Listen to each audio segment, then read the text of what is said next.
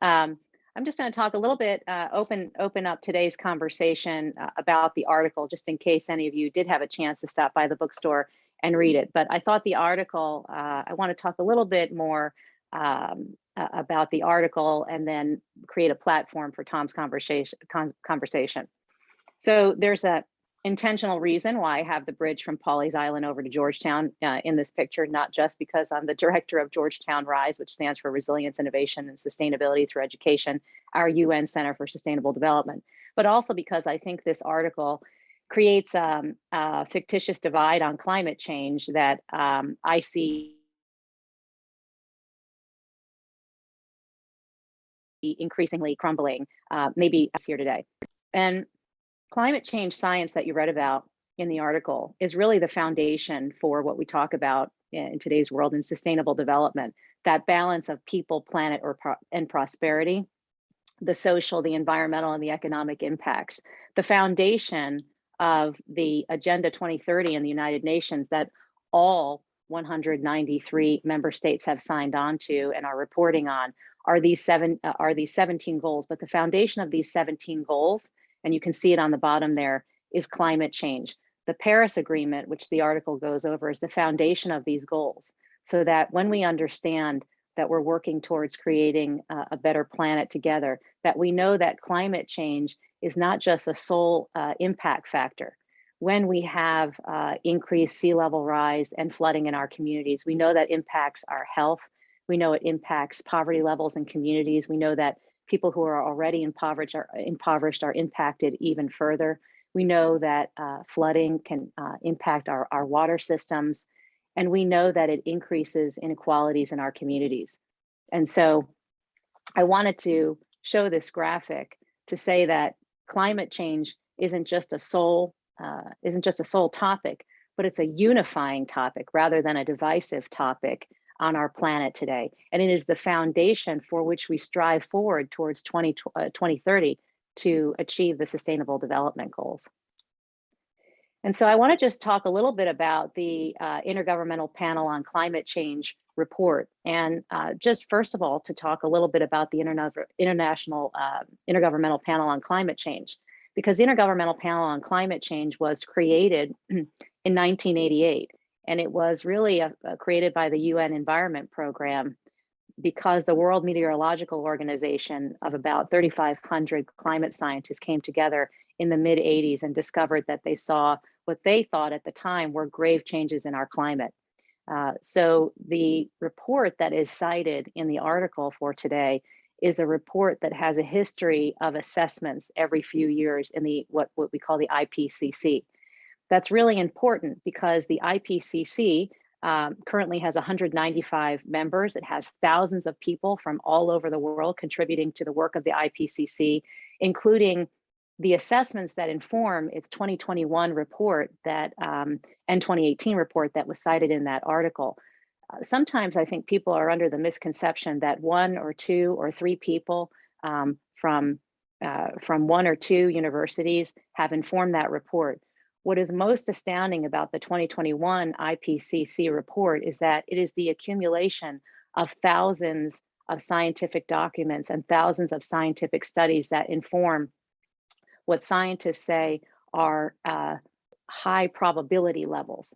And that's another thing I'd like to point out about the 2018 and the 2021 IPCC report, or Intergovernmental Panel on Climate Change report, is that when people speak about climate change, when scientists speak about climate change, they don't speak using words like huge or incredible. They use words like high probability, very high potential for, and they base that on statistical models and regression models. And so here, the graph that you're looking at is looking at changes in the global surface temperature.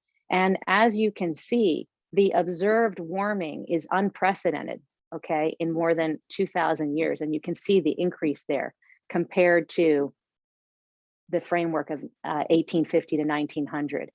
And in the second graphic on the right, you can see that scientists compared human impact on the natural world as compared to only natural world impacts on climate change. And you can see in this graphic here that there all of the studies accumulated on the IPCC report for 2021 are showing that it is undeniable that that human impact is the greatest cause of climate change. I want to also show you this graphic from the IPCC report, which is cited in that article. I always like to show the science behind what the words are saying. And what this shows you is that how a 1 degree Celsius change on the continents impacts regions, okay? And here on the bottom, so you can see that impact right there, okay? And then you can see on the bottom, a 1.5 degree impact, a 2 degree impact, and a 4 degree impact. Some scientists in the report are saying if we don't change the way we're doing things, meaning emitting fossil fuels, we're working toward a 4 degree climate, 4 degree Celsius rather world, which is the increase in temperatures at extreme rates all over the globe. In the 2018 IPCC report, scientists were arguing, look, we used to say you can't go over the tipping point of 2 degrees, but what they're finding is that it's unpredictable what will happen even over 1.5 degrees Celsius change. And here you can see the impact of 1.5 degrees Celsius change, noting that very little around the world is untouched, but also noting that our glaciers are majorly touched by these frameworks. Important to us along the coast, I think many of you are probably joining us from the Grand Strand region, you can see that the blue is an increase in precipitation at 1.5 degrees, at 2 degrees Celsius, and 4 degrees Celsius. Again, I said to you that some scientists are predicting if we don't change our emission structure, that we're moving towards well above a 2 degrees Celsius change in climate. And here you can see where we are in the United States, we're increasing precipitation. That shouldn't be a surprise to us because of the flooding, et cetera, that we've been experiencing. And the article also mentioned the Paris Agreement, signed by, in 2016, 196 parties. The Paris Agreement states clearly that the world should be working towards nationally determined contributions of lowering emissions of greenhouse gases that they state clearly are caused by anthropogenic or human sources, preferably not over 1.5 degrees, but absolutely not over 2 degrees. The interesting thing about this agreement, as I mentioned, is that this agreement says that climate change doesn't just impact our climate, it impacts our economic development, it impacts our health, it impacts our water systems, our air systems, it impacts humans and our natural world and our biodiversity. So it creates an integrated link of climate with human systems and with natural systems. The other thing is that countries have to create a contribution level, and they have to commit to that contribution level. And also integrating economic institutions like the World Bank, International Finance Corporation, International Monetary Fund, and banking principles into climate change, or climate change principles into those financial institutions. It also talks about mitigation mechanisms for mitigating what we know is changing in our world, and also risk management, which I think my guest Tom is going to talk about today. We have a new South Carolina Office of Resilience that largely was Tom was responsible for helping create due to the Floodwater Commission. That's a disaster risk reduction mechanism or a risk management mechanism to adapt our state, but all countries as well in the Paris Agreement to changing climate. And interestingly, the Paris Agreement asks not just countries, but multinational corporations, nonprofit actors, and individuals to be included, because what they recognize is climate change can't be solved solely by at the state level or at the country level. And why is this important to us? Well, you may say to yourself, we don't live in a city. 60% of the population though on this planet lives on a city. And cities though only occupy 3% of the Earth's land, but they consume up to 80% of our energy and also emit 70% of carbon emissions. they're more vulnerable to climate change. Yet between 2017 and 2018, 17,000 people moved to Myrtle Beach, and that number has increased dramatically with COVID. That's almost a 4% increase, and we're seeing that increase over the last 3 years as well. So with that 30% increase of population growth, Myrtle Beach area, where many of you are, is particularly subject to climate change. And here you can see the growth areas in South Carolina, okay? And so we're right there. Of course, we're right along the coast. And so with that information, it's unfortunate that only half of the US cities have established greenhouse gas reduction targets, but 600 governments, local governments, have climate action plans, and 9,000 local governments worldwide have them. And that's important because what the article states, the article talks about conflict among states, that the Russians and the Chinese did not join the Conference of Party conversations in Glasgow this past fall in November and December. But the real work that's happening in climate change is happening on the ground. And that's because climate change impacts all of us, even at the most local levels. And if we can't change our actions at the most local level, then it accumulates to the global levels. And so here I wanted to show you, and while all of us are comfortably ensconced along the coast, so is 40% of the world's population within 60 miles of the coast. And yet the article talks about 5 hurricanes in 5 years, and of course we're in one global pandemic.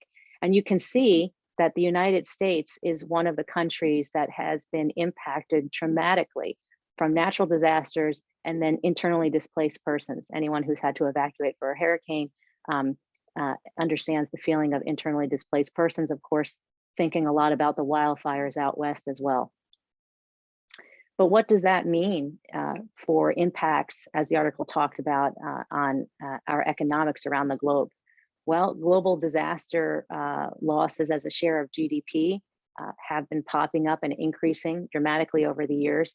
And you can see that there's a trend in losses, okay, in total disaster losses in terms of GDP, gross domestic product. In terms of our local area, $17 billion of damages from Hurricane Florence, which some of us may remember in North Carolina, and this comes out of the Floodwater Commission report actually. And in South Carolina, Governor McMaster maybe had an estimate of $1 billion. It was $607 million.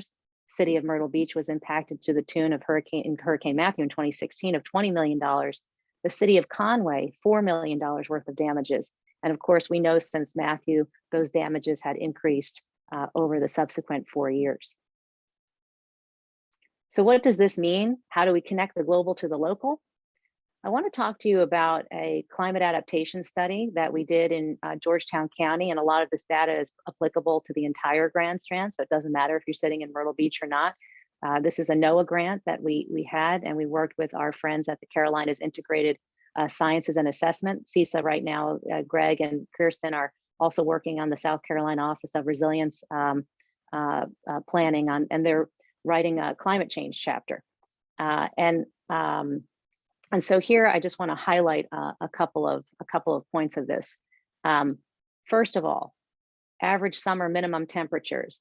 And by the way, this data is not based on the highest level of carbon emissions, but rather the mid-level of carbon emissions. So we're not trying to increase the numbers here based on rapid increase of carbon emissions. So here you can see until 2005, the data in along the coastal South Carolina was about 70.5 degrees. And by 2070, it's trending towards 78 degrees. Again, thinking about how climate change impacts all of us in a holistic manner. Of course, our energy, especially in the summer, our air conditioning prices will increase. There'll be, of course, pressures on energy, and we want that energy to be clean. It will impact economic growth. It also, of course, heat like that impacts the most vulnerable in our communities, their health and their well-being. I also want to point out, if you can look at the maximums in the wintertime, how they increase. And the summer maximums are increasing, if you look here, almost 8 degrees by 2070. I'll just skip over that, but the number of warm nights increases dramatically, as you can see the trending. And this is all localized downscale climate data. Sometimes I think talking about climate in a local context puts it in an easier way for people to think about in their own circumstances. Another thing I think is important, a lot of us have talked about rain bombs or extreme precipitation. And here we see 4 inches in 48 hours at almost 7. And now we're seeing 11.5 events per year by 2070. Of course, you can see the sea level rise data as well. And so I'm just going to skip along here since I talked about that. And I want to, here is just a reminder, the article talks about the Florence rainfalls. These are our local rainfall numbers from Hurricane Florence in 2018. And I should say that Coastal Carolina University was closed for a month because we had such terrible flooding in Conway, and Tom and his crew really reacted quite courageously during that storm and cleanup efforts. Here's a coastal flood mapper of the city of Georgetown, and you can see there that sea level rise at 2 feet really inundates the city level. Here on this map, you can look at the community assessment index and threats, community exposure threats. And the brown shows you can look where you are along the coast. And essentially what this is from the National Fish and Wildlife Foundation. This is their CREST tool. But essentially what the brown is telling you is that we are highly vulnerable along the Grand Strand to climate change and threats from it. I want to also point out that we are social vulnerability is a real thing with regard to climate change, because if you have a society that is vulnerable and in other ways, and then climate change impacts them, that compounding impact can be very dangerous in societies. Here's some data between Charleston and Georgetown, Horry, and Williamsburg counties. And I just want to point out that children living in concentrated areas of poverty are relatively high in our area, and that is impacted even more dramatically when their homes are flooded. And then I want to end on a positive note and then pitch this to Tom, which is the article talked about the divide of Republicans and Democrats in climate change. And while I know there are divides in politics, I'm a political scientist by training, I think climate change can also be a unifying effect. And I think we've seen that in South Carolina along the coast because of the major impacts we've had from hurricanes, floodings, and storms. And so here is just some recent Pew data from the Pew Charitable Trust, talking about the percentage of adults who think the federal government is doing too little for climate change. That's 67% of all adults, regardless of whether they're Democratic or Republican. And here, if we take that question with regard to Democrats and Republicans, you can see that moderate Republicans and Democrats aren't that far apart. And then lastly, for Americans or US people who are prioritizing renewables over fossil fuels, in fact, 77% of people in the United States are looking positively at alternative energy sources. And so again, I'd like to say that I think the article, while there are divisions obviously on climate change conversation, I think there's a lot of unifying variables that we tend not to look at. And then lastly, the majority of adults say climate change is affecting their local communities. I would say the Grand Strand is probably one of those places. And so here you can see that dark blue. Lastly, why can climate change be a unifying factor? Because regardless whether we like it or not, the marketplace is shifting towards Amazon, 100,000 electric vehicles, solar farms powering them for renewable energy, over 10,000 companies around the world, multinational corporations, some of which are located in the Grand Strand and also in South Carolina, have signed on to the commitment for climate change, the global compact for climate change and sustainable development. FedEx, Ford and GM electrifying vehicles, JetBlue with sustainable aviation fuel, and you can read the rest of those. But my point simply is climate change can be market driven. It can be a unifying factor. And I think there's a lot of aspects of climate change and its impacts that both Republicans and Democrats agree on in the United States. And so with that, I'm going to stop sharing my screen and I'm going to pitch it to my friend and colleague, Dr. Tom Mulliken. Thank you, Pam, and thanks everybody, and good morning. Regrettably, you're going to have to enjoy my white beard and my bald head and the picture of Denali because I won't be using a PowerPoint presentation. This is a very complex issue and something I spent a lot of time, and I'm going to try to sort of take this thing down and break it down for you and build an intellectual basis that we can have an informed conversation. So forgive me if what I cover is stuff that you know. I have found that some of the most passionate advocates to address climate don't really have some of the fundamental knowledge that's necessary to address the issue. And I would also say that there are things going on that I want to move away from blaming any particular sector, just to simply remind folks, since I think there's some people on this Zoom platform that are as old as I am, that when I was born, there was 3 billion people on Earth. And today there's just short of 8 billion people. So even under the best environmental standards, enforceable standards, we would be putting pressure, a great deal of pressure on Earth. And that's what's going on. We have a macro atmospheric issue that manifests in very challenging ways at a micro level. So a macro atmospheric issue, and that's what we're trying to address with a global construct, which we still don't have. We have fractured agreements that date back to the Kyoto Agreement, which was failed out of the gate, and it's not been rectified, and we need a global treaty.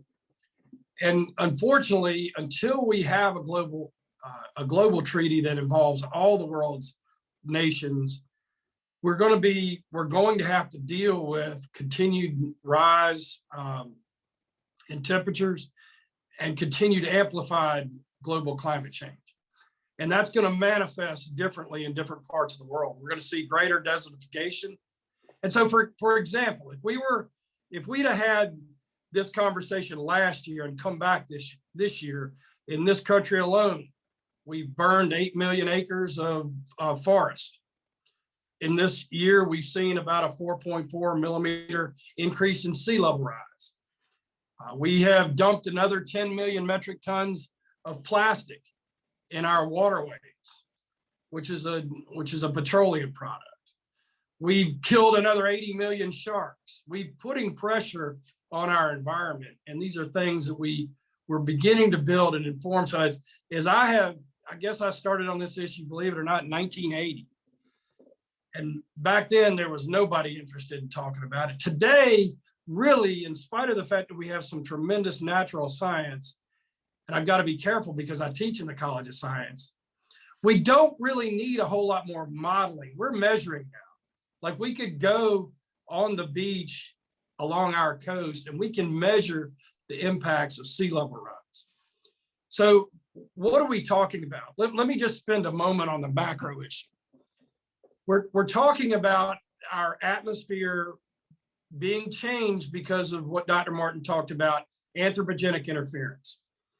And the politics of this is full of such vitriol, where we have some groups on the far left that are the Armageddon crowd and some groups on the far right that are saying the climate is not changing. The issue is not whether the climate is changing. The climate has changed throughout all the time. The issue as we refine it is, to what degree have humans amplified global climate change, and to what degree can we retard that or reverse that? So what is that? If we had NASA on here, they would tell you, and they would show you some great satellite images of atmosphere being what they describe as a thin blanket around Earth. And that blanket keeps the sun's heat pressed against Earth. And it's what really is one of the singular most important pieces of science that allows life on Earth. So what is that blanket? Because that's what we're going to talk about.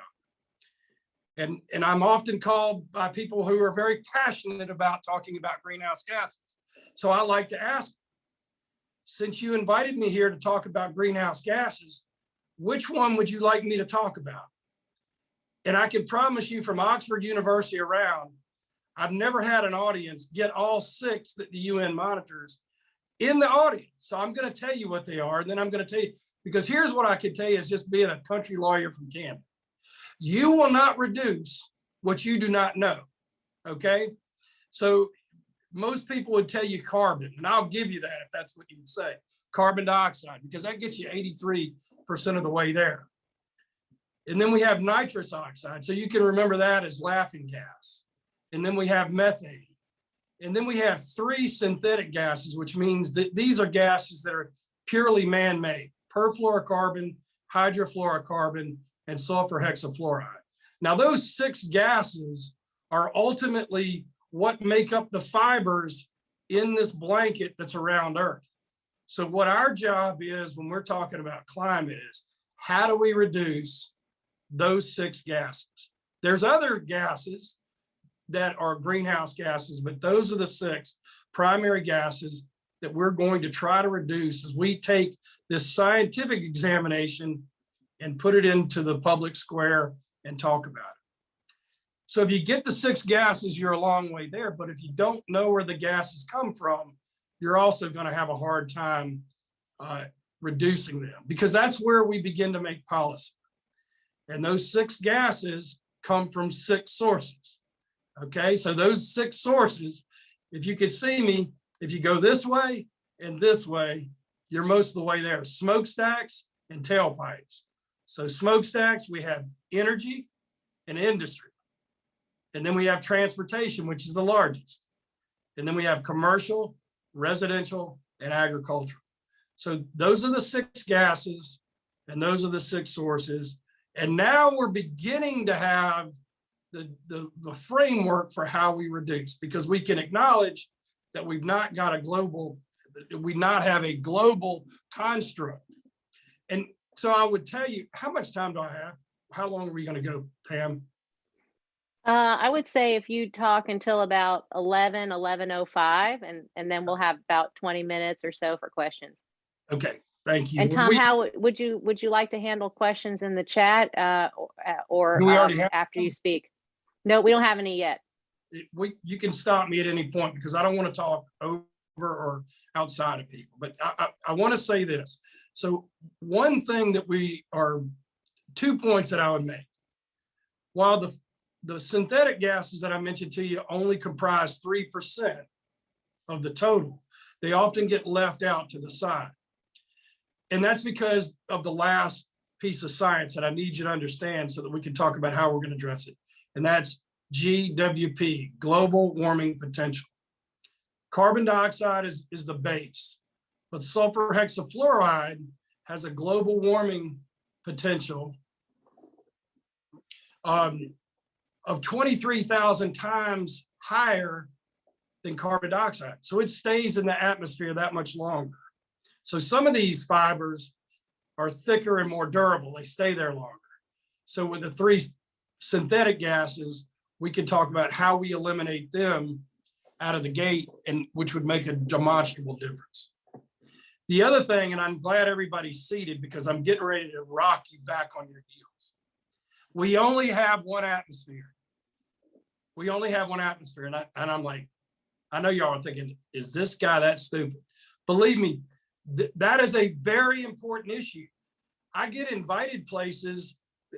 For example, was invited a couple years up to northern Minnesota, and they were very upset about a steel mill, about a taconite mill up in the Iron Range in northern Minnesota. And there was a large crowd there that didn't want that steel mill being constructed in northern Minnesota. And most people would tell you that Minnesota, along with California and Oregon, are 3 of the most regulated environments in the world. And so about the 4th hour of this 45-minute presentation, I asked this group, if this mill is not constructed in northern Minnesota, do you think it'll be constructed? And they said, well, if the market allows for it, it probably will. And then I said, well, where do you think it will be constructed? And they said, well, if it's like everything else, probably in China. And then this group of very informed people said this, but at least the emissions will be there. At least the emissions will be in China. And I said, well, I hate to tell you all this, and I'm glad you're seated, but we just have one atmosphere.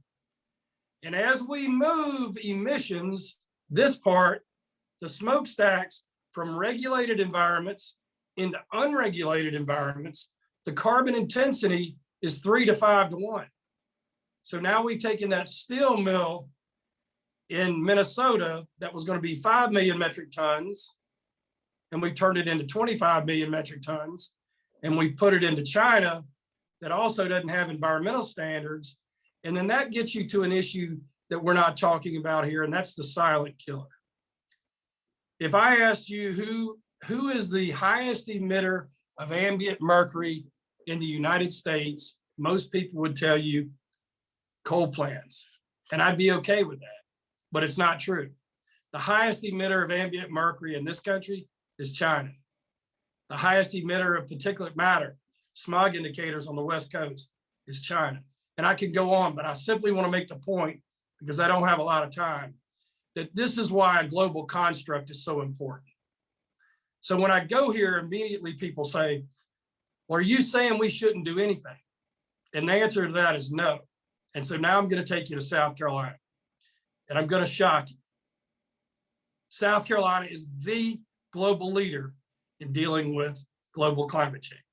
Now, I know that I see some people, right? I mean, I'm getting ready to tell you the story, and you're not going to believe it, okay? So Pam made the point that all of this becomes a local issue. In South Carolina, I was minding my business as doing my thing with the JAG Corps and with my private practice, and I was asked to come home and rebuild the South Carolina State Guard. Now, the State Guard's not the National Guard. They're both authorized under national authority, the U.S. Code. But the National Guard has two hats: Title 10, which is warfighting, and Title 32, which is domestic support for civilian authority, DISCA. South Carolina State Guard is the oldest military organization in the country. And our Adjutant General, John, that's a great question. Can I come to that? So I was invited to come in and rebuild that. And it was, I give all the credit to my Lord, but also to our Governor, Henry Master, and the Adjutant General at that time, General Livingston. So I've been involved since Joaquin through 4 iterations. I was the commander for 6 storms. I told him, you need to get rid of me. Obviously, I'm not a good luck charm. So I've seen what happens here. And when the governor asked me to create a new commission and chair it, it was from knowing the human suffering in our state. We have 3 concurrent challenges in South Carolina. So now we're going from the macro to the micro. And everybody's dealing with this different states in the country. Out in Oregon and California, they got forest fires, and then they have floods and mud drifts because of this. Here we have 3. We have extreme weather off the coast, hurricanes, which is a problem, and it's annual. We have sea level rise. And as I mentioned to you, very small incremental rises in sea level make a profound difference. And we could spend all day on that.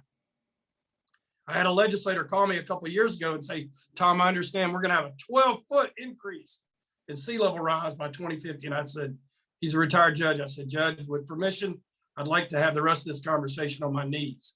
And he said, why? I said, do you realize where the coast is if sea level rises 12 feet? It's almost at I-95. Okay, this isn't like pouring water into the deep end of the pool. You can go to NOAA's interactive site and see what that looks like. And then that gets you into other issues. 70% of Earth, for example, is water. only 2.7% is fresh water, and only 1% is water that's available for humans, because the other 1.7 is tied up in Antarctica and Greenland, and this is Denali that you're looking at behind me, glaciers on top of mountains.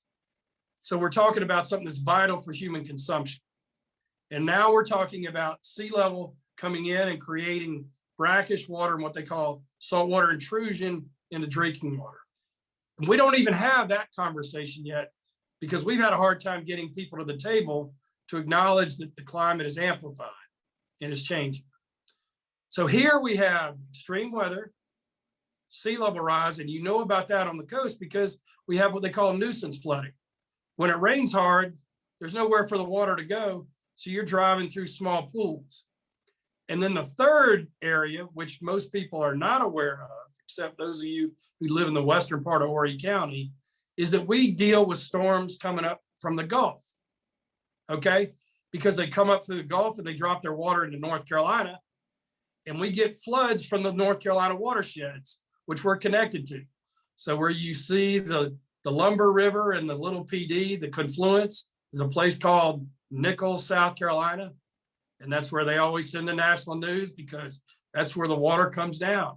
And then you see in places like Horry County, another very unique dynamic. And that is, we have water off the coast, like with Joaquin, and we have water coming down out of North Carolina, and you're fighting a two-front war.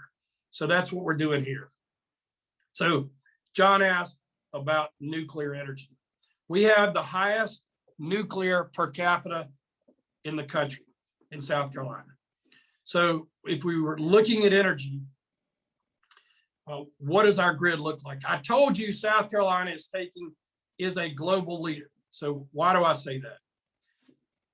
Our carbon footprint, and I would love to come spend a day with you just to give you data points, uncontroverted information. How you put it into your opinion is up to you. But the very people who tell you they want you to reduce don't know the issue that you want to reduce from. And again, you won't reduce what you don't know, and you won't reduce what you don't know how much, okay? So if you look at where we are in South Carolina, we're at 69 million metric tons, okay? And that's off of about, depending on what numbers you're looking at, global anthropogenic interference. The most recent number I saw is about 43 billion metric tons. So we can acknowledge out of the gate that if we went to zero, it wouldn't be a rounding error. But that doesn't mean that we shouldn't take a leadership position, because we have an opportunity within inside the borders of South Carolina to show people how you reduce and increase your economic activity. And that's what I'm going to tell you about. Okay. So let me back up and speak one more point on the international, on the macro level. This all started in 1992, our international construct. In 1992, the world came together and created the UN Framework Convention on Climate Change. Everything's an acronym in the environment, UNFCCC. In 1997, that was down in Rio at the Earth Summit. In 1997, the UN reassembled in Kyoto, Japan, and crafted the Kyoto Protocol, which is the underlying document. And that document split the world up into two different sets of countries, developed nations and developing nations. And at that time, it was going to require emission reductions from the developed nations like the United States and the EU and other parts of the developed world. With the developing nations, it gave a pass in certain reporting opportunities. When that protocol was crafted, 48% of the world's emissions were in developing nations, and therefore not required to reduce. I was criticized roundly for a very long time for saying this will never work because people will simply go where there's no requirements.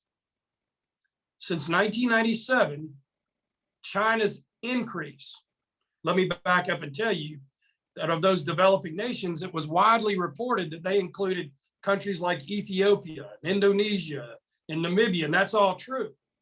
But it didn't widely report that it also included China, India, Brazil, all of which are top 10, okay? The 97 protocol. From 97 until today, China's increase is larger than our gross. So we could be at 0 and the emissions would still be rising at a dramatic fashion. So I simply put that down as a data point and say, we need a global agreement. In the meantime, we are going to demonstrate in this state how this thing works. And the first thing I'll tell you is that in the public square, people would, Pam addressed this on her last slide. People would have you believe that environmental sustainability and economic sustainability are mutually exclusive. And what I'll tell you as somebody who's been involved with this for a very long time is that if they're not concurrent, you'll have neither one of them. That these are not mutually exclusive.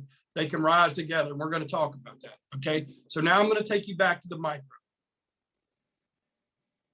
The governor created this floodwater commission and asked me to put it together, kind of doing the military thing. I created 10 task forces.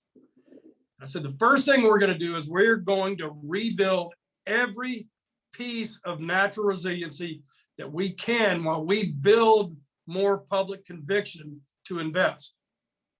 And so when we're talking about extreme weather, what was the first piece? And forgive me, and I'm trying not to go there. Pam knows this. I just finished my PhD in seminary in ecological theology, and I'm not going to go there today unless you're interested. But the Lord had reasons, and this stuff it makes sense. The first barrier to extreme weather was a reef, which breaks the wave attenuation. We don't have a reef. We've got a deep water reef that's recently been found. So we created, the first was artificial reef. And coastal Carolina is on the cutting edge at our university on a smart reef system that we're now building from North Carolina to Georgia. We're going to rebuild a reef. And we're doing that along with DNR, NOAA, and other partners. And we'll talk about that. We have a reef building coming up on July 30th that I'll invite you all to. We then are working on rebuilding a living shoreline. We can't have mangroves, they don't grow here, but we can have sweetgrass, and we've begun planting that. This past Earth Day, the commission, one of the 10 top priorities for us was to plant trees. And people say, why do you plant trees? 2 reasons. Sammy, can I come back to the Paris Agreement? I'll hit that. We'll talk about Paris. One mature tree absorbs 10,000 gallons of water annually. So as we cut trees down, we've cut down part of what was envisioned for sinking water, but it also sinks 1 metric ton of carbon over the life of the tree.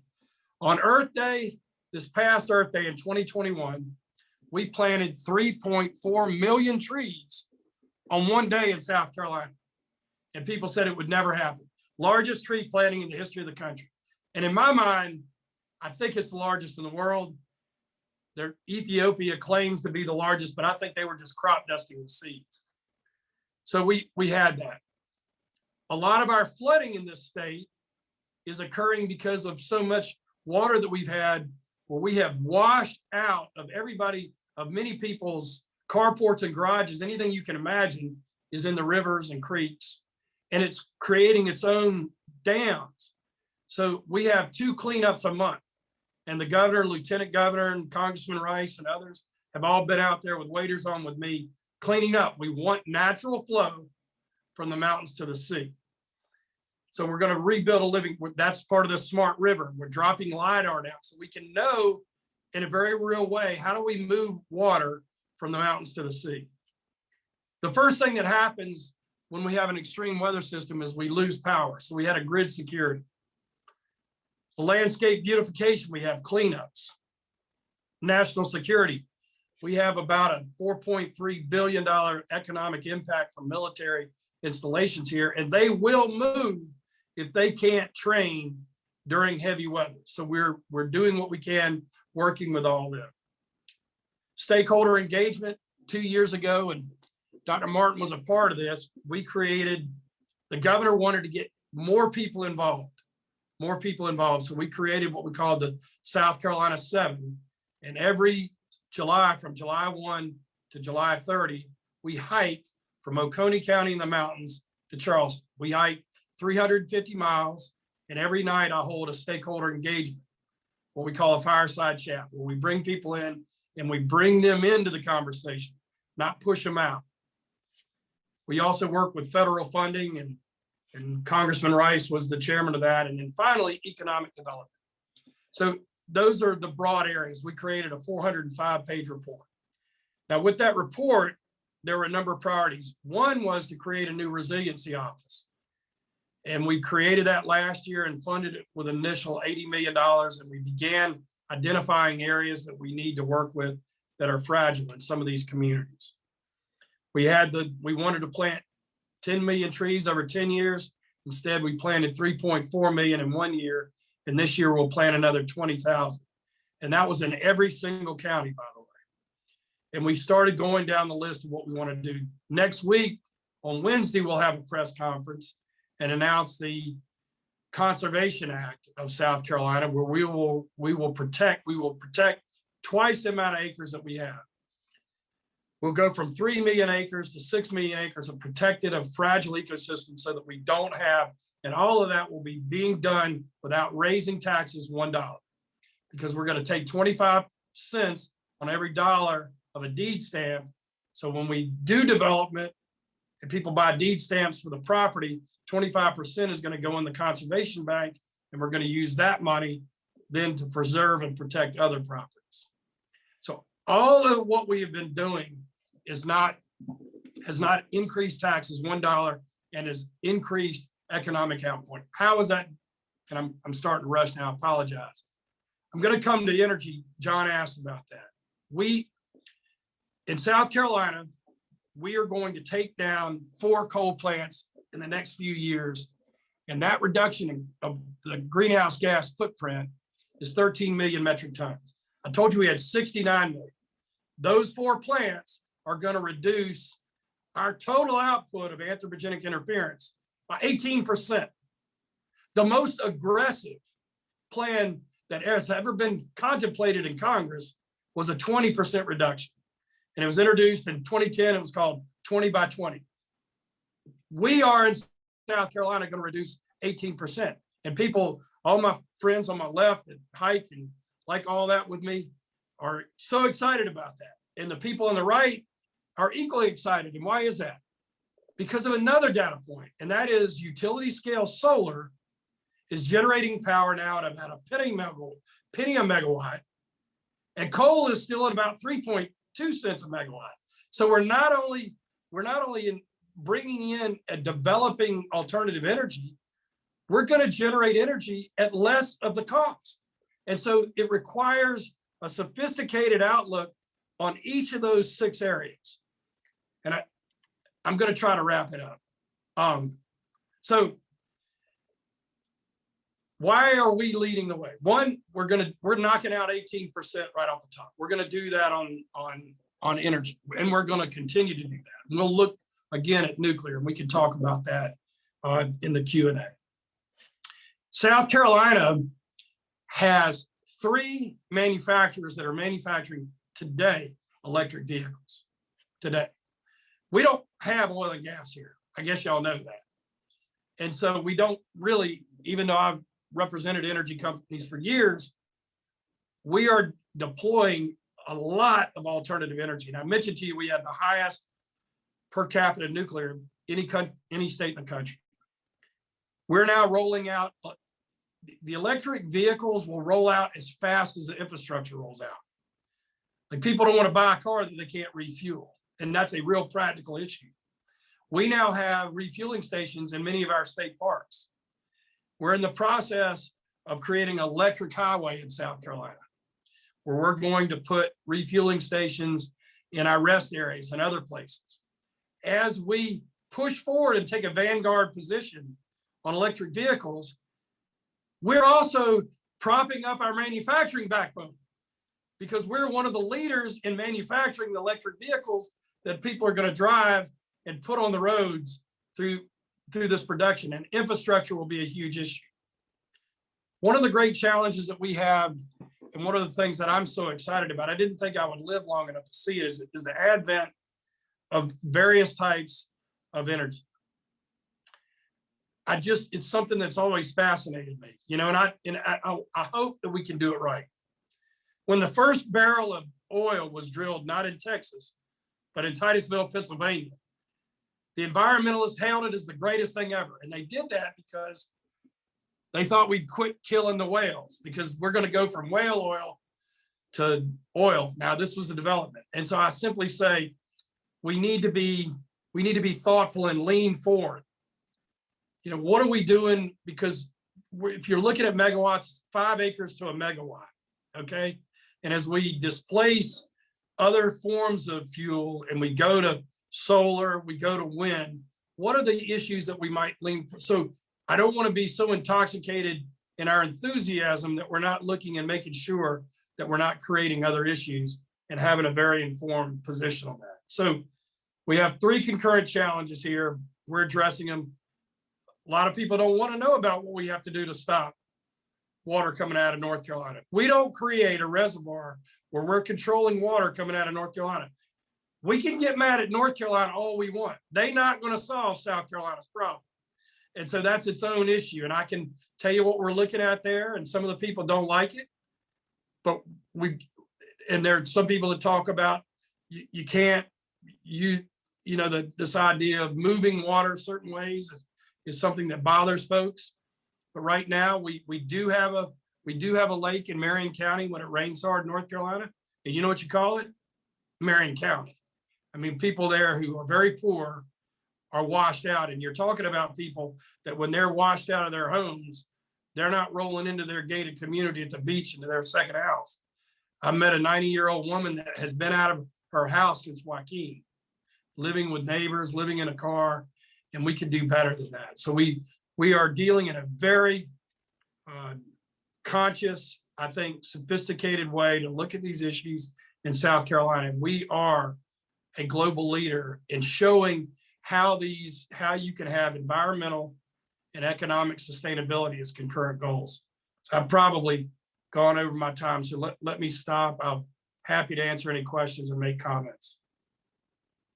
Tom, there is a question from Bruce Crawford, who asked you about the impact expected due to salinity intrusion into coastal municipal water systems as a result of sea level rise.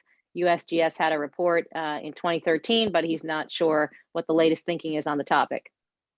Well, that's a great question. I'd want to give you good science on that. I can tell you it's a very serious problem. It's not something that gets a lot of attention because we just haven't driven the conversation down to that level. And if I could get your contact information, I'll get you the most recent reports.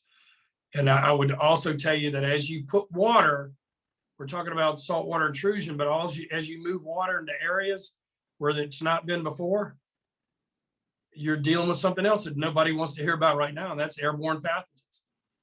What is COVID? It's airborne pathogen. We're going to be looking at, and so what you see in some areas, and I realize this is taking a little bit different direction. Saltwater intrusion is a major issue, and I'll get you the best science on that. But so is airborne pathogens and creating pools for mosquitoes and others that carry these diseases. And so where you see water going in places, you also see an uptick in malaria in parts of the developing world and other types of diseases that are going to be passed. So that's a great question, and I'll get you the best answer on it. Bruce, I'll let you also know that our UN Center, we work with Georgetown Water and Sewer District, and Georgetown Water and Sewer District and Grand Strand Water and Sewer District are both looking at salinity issues and trying to prepare. Our water source comes along the Grand Strand from the Waccamaw River, so they're thinking about how they move further inland to get fresh water. And so you might also look at your water utility as well. All right. I wouldn't be offended if you turned off your mute button and asked a question. Would you, Tom? No, please jump in. There's no fresh If meat here. anyone, Just get you some. yeah, I wouldn't mind.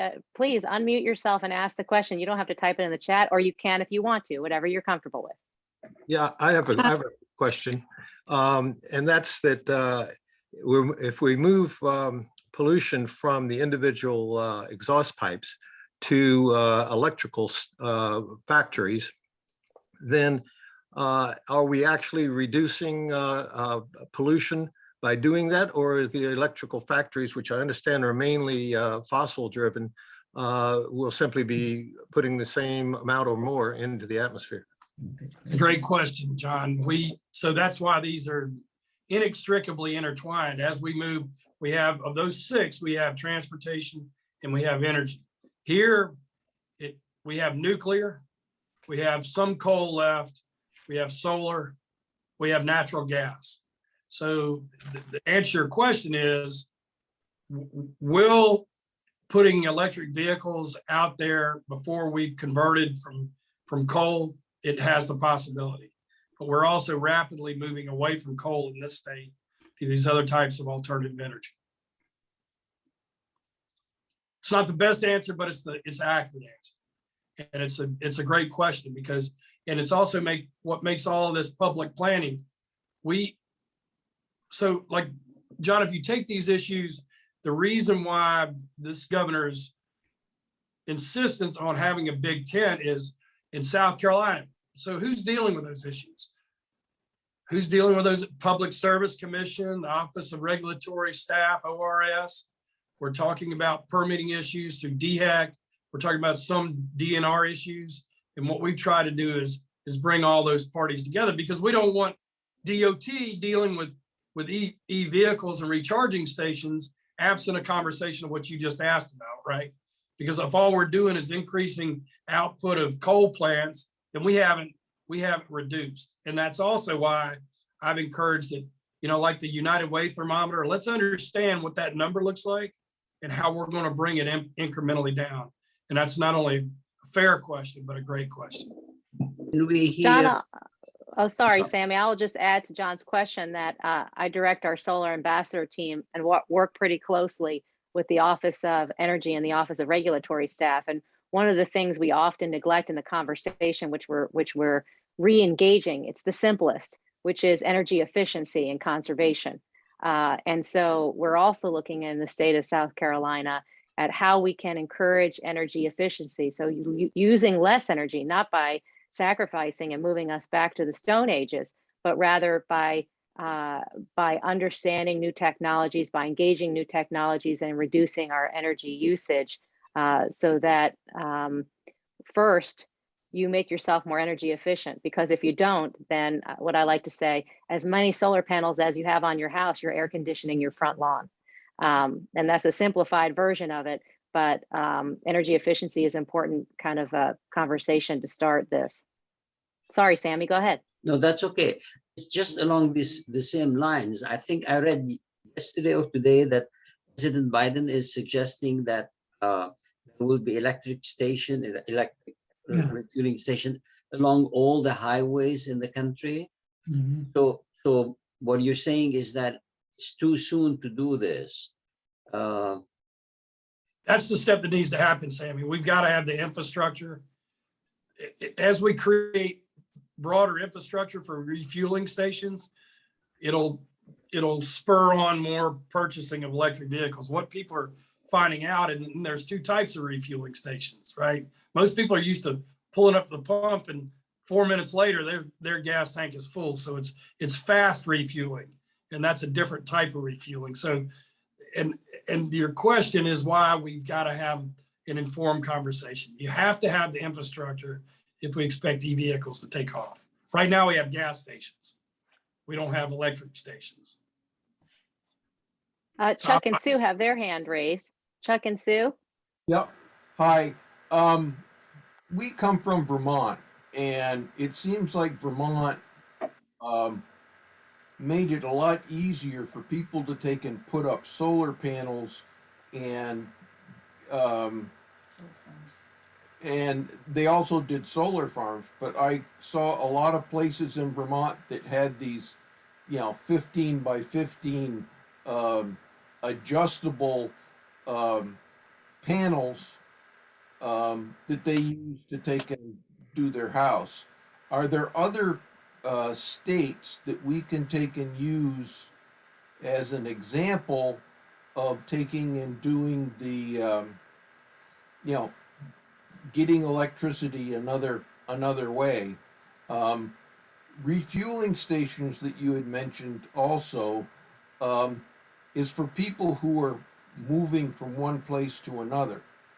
The topping up your EV car should be done at home, and you should have something there that is other than just taking electricity from the grid. I'll mute myself and let you answer the question. Well, yes, sir, I agree. Refueling should be done at home, and hopefully that's going to be done with energy that's being pulled down by a carbon neutral type of energy. And I think that there is a lot to learn from other states, and something that and I'm fairly confident Vermont has this is a concept called net metering. And that is because storage is still developing. Most people that go to solar still are on the grid. They still have a line, because if they don't have, if the sun's not shining, they've got to have a power source. Net metering allows a residential customer to reduce their energy bill a month based on what they're generating and what they can put back on the grid during those high times for solar generation. So there are things that best practices that we are looking at and we've tried to deploy. And yes, sir, I agree that for most folks that have e-vehicles, they should have a power source at home. Vermont also has, they're trying to take and reduce peak, okay? Because if they can take and get things from people's local power, their own solar panels, when the demand is great, they don't have to take and add on other power sources to take and be ready. Yes, so that's something that I've been very involved. I helped draft regulations down in Texas for the same thing. We wanted to reduce usage during those peak times, because what ends up happening is that states are still keeping that inefficient, more costly coal as what they call peaker plants, so that when they get into a peak time, they're often turning coal on as that peaker plant. And the regs that we have helped draft was called the interruptible load service. So what we were doing was encouraging large users, like a steel manufacturer who he's using about 120 megawatts, which is probably wherever y'all are, that's your whole town's grid, is turning off during certain periods of time and receiving some credit for doing that. And those are also very sophisticated ways of managing energy, is making sure that you're looking at those peak times and trying to do what they call peak shaving. How do you shave off that high? Because there you're going to be also avoiding the use of those coal plants that are mostly now peaker plants. Chuck and Sue, I'll just add to that conversation. Vermont has PPAs, which are power purchase agreements. And South Carolina passed our solar legislation, Act 236, in 2014, wasn't engaged till 2015. And then we had the Energy Freedom Act passed in 2019. And that took away quotas for net metering that Tom was talking about. I think there isn't really energy in South Carolina, to me, is a really interesting, especially renewable energy conversation. As Tom mentioned, first of all, it's an economic development issue. We have a lot of solar companies in this state, and solar installers create jobs, number one. And that's solar installers at utility scale, large scale, as well as residential. But another thing about power purchase agreements is We don't allow in this state third parties to be able to provide the energy at community solar scale, at a smaller scale that you're seeing in Vermont. And so, but in the new legislation, there is something, and Tom, you might be able to update this. I haven't heard much about this, but conversations of community solar in low income communities. I will say that the cooperatives have really engaged, the energy cooperatives in South Carolina have really engaged the conversation of community solar, and have created some community solar projects. But if you drive between Coastal in Conway and Georgetown, you'll see a utility scale solar that was done by Santee Cooper and Alder Energy. That type of scale solar provides energy from the utility through the grid to homes, and so that's another way in South Carolina we're moving towards the renewable energy matrix. But one of the potential limiting factors, and I say this because I fund solar on nonprofits and work with a solar seed fund in California to do this. There's an investment tool. Investors can use power purchase agreements, right, to invest in renewable energy projects and use it as a vehicle for gaining profits and providing renewable energy. That's been one of the limiting factors in South Carolina. But we see Santee Cooper in particular in our area talking more about solar than they have in the past. I'll just close by saying another financial instrument that, in addition to net metering, that's really important in this conversation is a 51% tax credit if you're going to put solar on your residence and commercial facility. And that's a tax credit that's 51% state and federal. So that's another way South Carolina and the federal government really are incentivizing the energy. There's a really interesting conversation that we won't have time for today, but there's legislation that's being debated in California on distributed energy. So energy on your own rooftop and utility scale renewable energy. And I think it's, I don't know how you see it, Tom, but I see that conversation as an important one for the rest of the country. It's just that California is having it first. There's pros and cons to it, but anyway. South Carolina had its defunct nuclear power plant, and the laws and grants that were for individual solar felt that it wasn't needed, and I really haven't seen them turn the corner and make it, oh yeah, we can do this. One of the reasons that I came to the Myrtle Beach area is that there are many more hours of sunshine a day. Okay, 2,000, 4,000 versus 1,200 in Vermont. Okay, and they have lots of solar there, and it seems like we don't need solar is more the attitude of South Carolina because of the legacy of having the nuclear power plant that went belly up was going to take and save it, and they haven't said, now what are we going to do? I haven't seen enough of that happening. Tom, Rick pointed out that we never answered John's question on the nuclear, and since Chuck is bringing it up, might be a good time if you want to address the question of nuclear energy of South Carolina, the nuclear plants that never came to fruition with SCE&G and Santee Cooper kind of all together.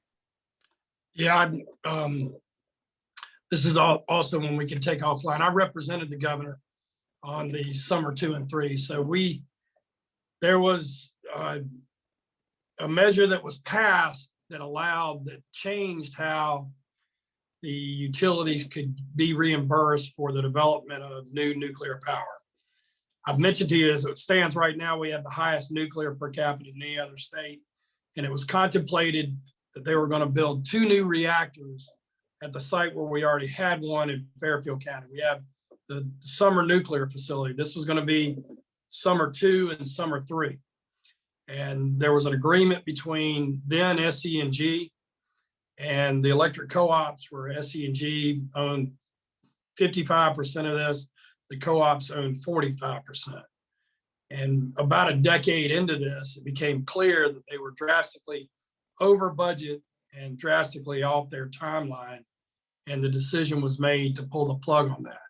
So what we have right now, and it's a very complicated subject, and I'm happy to answer any questions, is we've got a hole with a lot of some infrastructure, but a project that is now about a third of the way funded. So that has been and you're right, that's been a huge cloud over a lot of the issues in South Carolina, on a lot of the energy issues, and a lot of this distrust that it still exists today between investor-owned utilities. Sandy Cooper was they considered selling it because of what was perceived as mismanagement, and SE&G was sold. SE&G no longer exists. Dominion bought SE&G, and unfortunately I did all the research. I was the lead attorney on that, found the reports, and it was grossly mismanaged.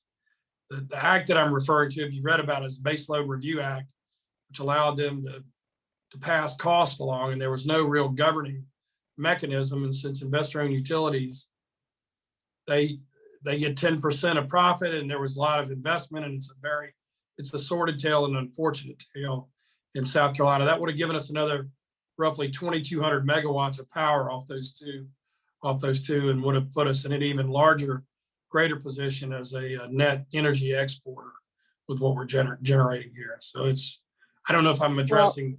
Well, Tom, let me make it a positive. So when I had Mike Smith of Central, who's the vice president of government relations for the energy cooperatives, all the energy cooperatives combined is called Central in this state. And he spoke to my students before the defunct nuclear plants. And when the students asked about the options for wind and solar in the state, they really weren't being addressed because we thought we were going to have what was classified back at that time was the Obama administration. We thought our clean energy plan was nuclear. So, as difficult as Tom mentions that conversation was with SCE&G, the Base Load Review Act allowing SCE&G to charge customers in advance for something that wasn't built, et cetera. Santee Cooper couldn't do that. That was a whole other financial debacle for them.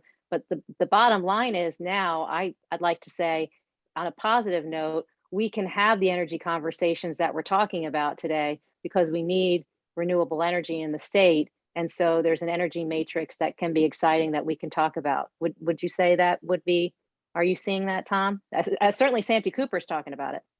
Yeah, and I know we're running short. So, and to follow up on another point Pam made, there's a federal law, if you want to Google it, PURPA, PURPA. PURPA allows an independent power producer to go to an IOU or a co-op and say, I up to 75 megawatts, I'll build this for your avoided cost.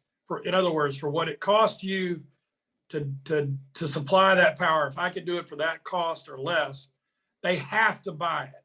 So there is a mechanism, and that PURPA push is then manifested in a PPA, a power purchase agreement.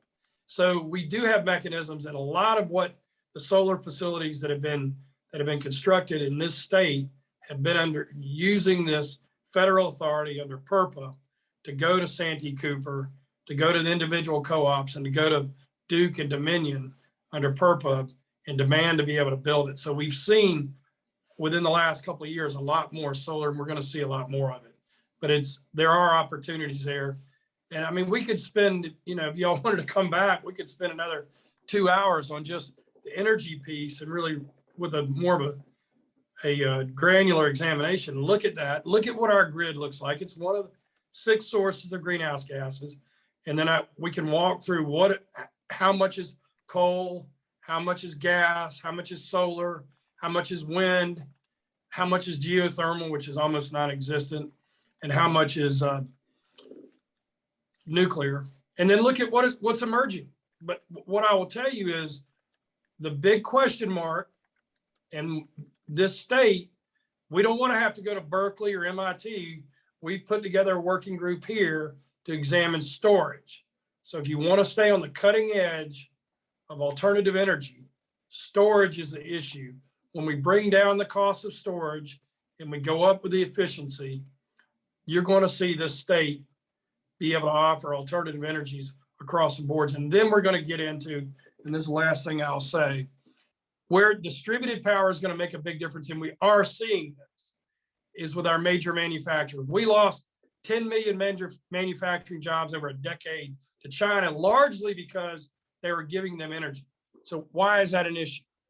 A major energy intensive company is spending $8 to $10 million a month on their electric bill. So this is not walking around money. And they were giving it away. If we can create a scenario here where we can go in with what they call behind the meter, in situ, generate and store power on site. And we're working on this as fast as we can. And this is very cutting edge. There's nobody in the world further ahead of us on this. We're going to be able to welcome our manufacturers back, supply energy cheaper and with less impact on the environment, and store it on site. So there's a lot of very exciting things going on in this state. And we welcome your participation. Come hike with me on the SC7. Come clean up twice a month with me. Come help us build a reef on July 30th. And we'd love to have you. But I appreciate the opportunity to be with you this morning and for this great program. Thank you, everyone, for joining us. It was a fun conversation, and I hope that you'll join us on all these initiatives at Coastal. We have a major sustainability programming going on campus. We'll have a lot of events during Earth Month in April. I hope you look at our website or follow us on social media at Sustain Coastal, as well as our UN Center, which is, you can follow that on social media, which is Georgetown Rise.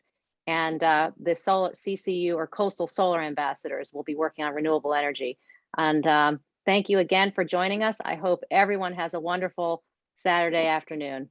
Take care. Nice to see you all. Thank you. Bye-bye.